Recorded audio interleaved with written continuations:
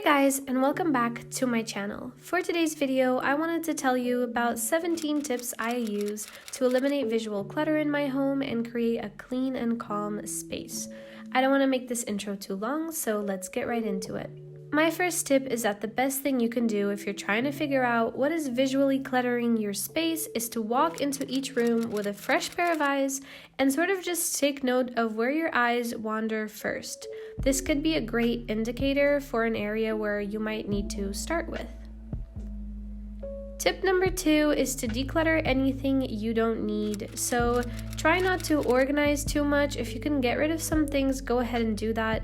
But if it's a matter of organization, it's also important for a space to look calm and clean. There has to be some sort of organization system. Tip number 3 is to hide any eyesores. Usually eyesores are things with either very bright, obnoxious colors or cords.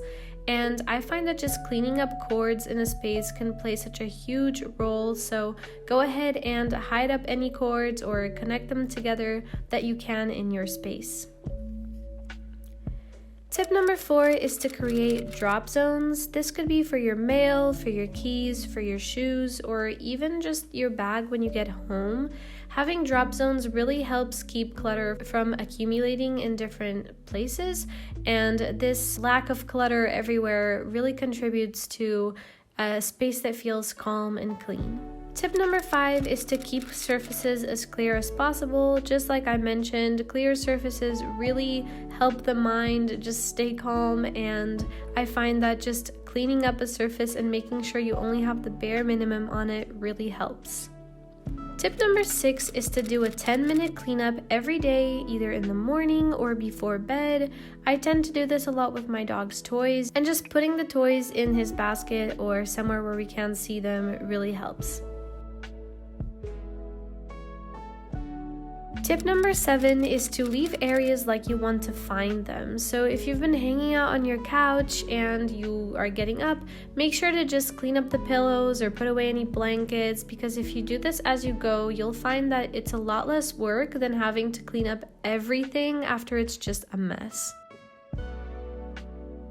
Tip number 8 is that everything should have a home. Knowing where things belong really makes it much less likely that they'll be on the loose, if you will, and also makes the task of cleaning up less daunting, because instead of looking at a bunch of stuff and realizing you have to put it away, you just know immediately where it goes. Tip number 9 is to try to stick to a color palette. Obviously, colors are okay, but try to go for colors that complement each other. Start with a more neutral base and then add pops of color. A super foolproof way to do this is with plants. Plants always look good with any color palette, but if you go on Pinterest, you can easily look up some color palettes and then choose your favorite and base your pops of color off of those complementing colors. Tip number 10 is to decorate in threes. For some reason, our eyes and our mind just likes that. So if you're going to put up paintings or pillows, just make sure that you're trying to choose groups of 3. It really helps make a space look a lot more put together. Tip number 11 is to choose aesthetically pleasing but simple items to display. This for you could be, for example, books with a cool cover or just a meaningful piece to you. For example, for me, this piece is really meaningful. It reminds me of my dad. I think this is an award he got and he gave it to me, so I really like having this on display. Tip number 12 is to replace ugly containers with reusable ones that match. For example, in my bathroom, I just have this Sarah Holmes soap dispenser, and I just keep refilling it instead of using like weird soaps.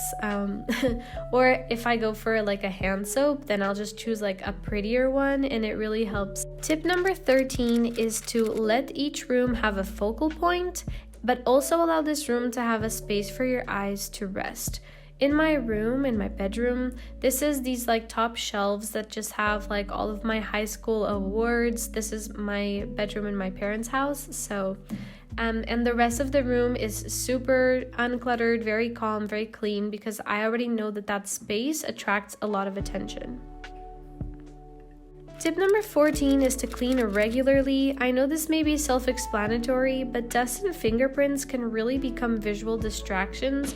So if you try as much as possible to make sure that your windows or any glass surfaces are fingerprint free, then your space will look a lot cleaner.